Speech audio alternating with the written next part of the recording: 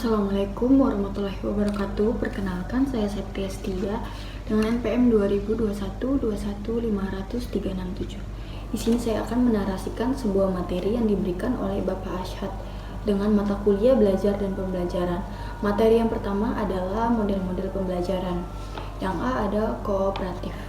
Seperti namanya, pembelajaran kooperatif adalah pembelajaran yang dikerjakan bersama-sama. Pembelajaran ini dilakukan agar siswa dapat saling membantu satu sama lain dalam pembelajaran. Nah, selanjutnya ada tujuan kooperatif. Yang pertama adalah menciptakan situasi di mana keberhasilan individu tergantung pada keberhasilan kelompok. Yang kedua itu menjadikan teman sebaya sebagai sumber kelompok selain guru dan bukunya. Yang ketiga, menjadikan siswa yang lebih mampu sebagai narasumber bagi siswa yang kurang mampu. Misalnya ada siswa yang kurang mampu dan siswa yang mampu.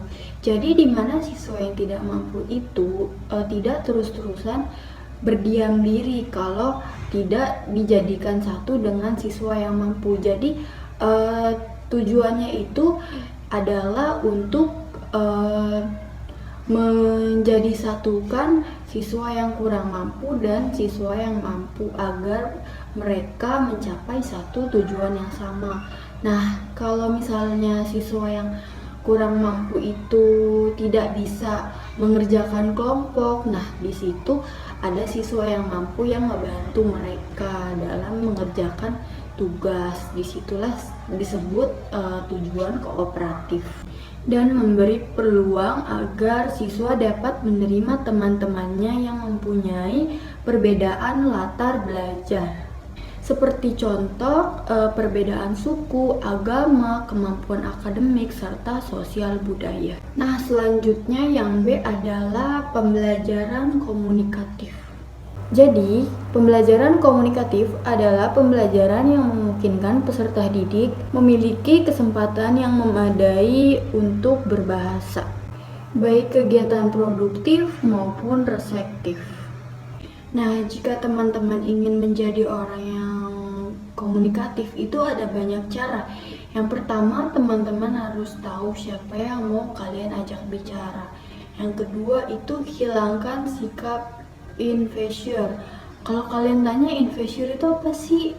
Nah, sikap invasor itu berasal dari sikap perasaan orang-orang yang merasa dirinya tuh kurang mampu, terus tidak sempurna dan tidak berguna. Contohnya apa sih? Nah, contohnya itu rendah diri dan murung.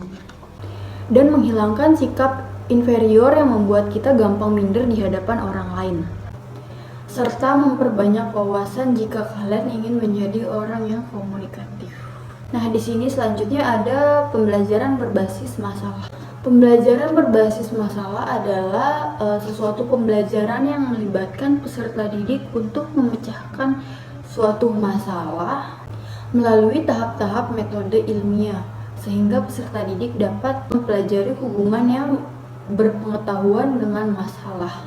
Nah, proses pembelajaran dengan problem pendekatan based learning itu dapat diartikan dengan 8 langkah.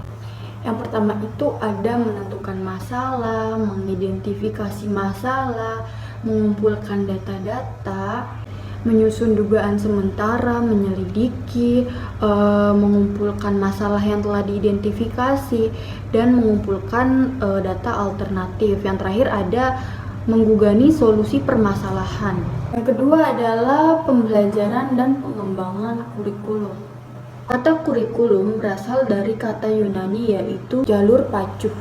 Secara tradisional mengemukakan pengertian kurikulum, yakni kurikulum sebagai program pembelajaran dan kurikulum sebagai isi pembelajaran serta kurikulum sebagai pengalaman belajar yang telah direncanakan. Nah, selain itu ada model-model pengembangan kurikulum. Yang pertama model administratif. Yang kedua ada model pendekatan grassroots. Yang ketiga ada model demokrasi. Dan yang keempat ada model BUKM. Serta ada model Rogers dan pemecah masalah. Nah, selain ada model-model pengembangan kurikulum, di sini juga ada prinsip-prinsip pengembangan kurikulum. Yang pertama ada prinsip referensi, yang kedua ada prinsip fleksibilitas, ketiga ada prinsip kontinuitas, dan yang keempat ada prinsip efisiensi, dan yang kelima ada prinsip efektivitas. Nah, selain itu, prinsip pengembangan kurikulum ini adalah proses yang direncanakan dan menghasilkan sesuatu alat yang lebih baik dengan didasarkan pada hasil penelitian terhadap kurikulum yang telah berlaku, sehingga dapat memberikan kondisi belajar mengajar yang baik seperti itu. Dan ada juga tujuan prinsip pengembangan kurikulum, yaitu sebagai acuan untuk mengembangkan pembelajaran dalam mencapai pendidikan yang bermutu dengan standar yang jelas, serta target yang telah terukur dan budaya yang akan dicapai. Nah, selain tujuan, ada juga hal-hal yang harus diperhatikan dalam mengembangkan kurikulum, yaitu prinsip keimanan, nilai budi pekerti yang luhur, dan ada juga penguasaan integrasi nasional serta keseimbangan etika, dan masih banyak lainnya. Nah, yang terjadi apabila dalam pengembangan kurikulum itu tidak memperhatikan landasannya. Sama halnya seperti kurikulum, apabila tidak mempunyai landasan yang kuat, jadi gampang terombang-ambing. Sehingga kalau misalnya hal ini terjadi, peserta didiklah yang akan menjadi taruhannya, seperti itu. Nah, selanjutnya materi yang ketiga adalah pengelolaan kelas. Pengelolaan kelas adalah suatu usaha yang dilakukan oleh penanggung jawab kelas, sehingga dapat terlaksana kegiatan mengajar seperti yang diharapkan. Selain itu ada tujuan-tujuan pengelolaan kelas. Yang pertama adalah mewujudkan situasi dan kondisi kelas yang kondusif.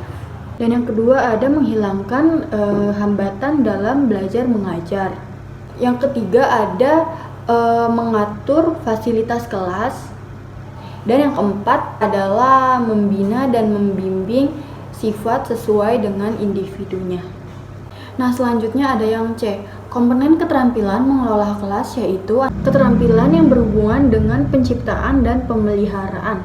Selain itu, pengelolaan kelas meliputi dua hal. Yang pertama ada pengelolaan kelas yang mencakup siswa dan pengelolaan kelas fisik.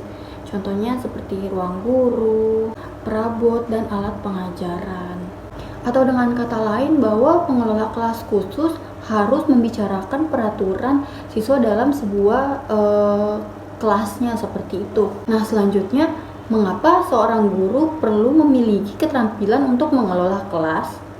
Keterampilan mengelola kelas itu menjadi peran yang sangat penting bagi seorang guru agar suasana belajar dapat menunjang efektivitas pencapaian tujuan dan pembelajarannya. Dan di sini ada yang keempat, materi yang terakhir adalah evaluasi belajar dan pembelajaran.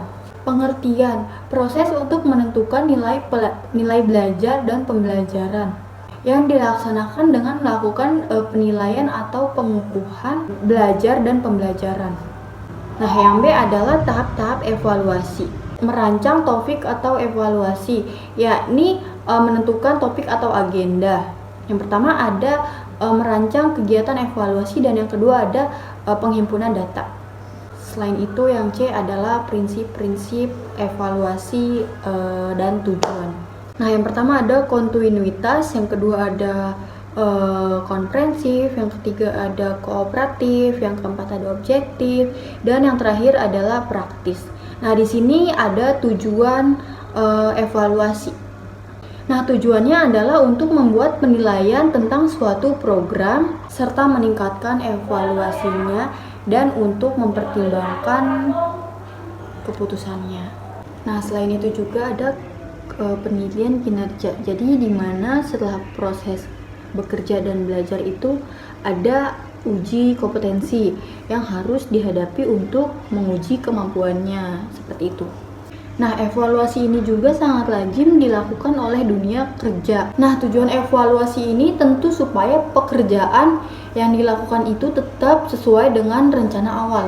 Nah, selain itu prinsip evaluasi ini juga perlu diperhatikan. Karena dengan adanya prinsip evaluasi ini kita bisa lebih mudah melakukan kegiatan belajar mengajar, baik saat pemberian materi ajar hingga tahapan evaluasi mengajar. Baik, itu materi yang telah saya narasikan, kurang lebihnya mohon maaf. Assalamualaikum warahmatullahi wabarakatuh.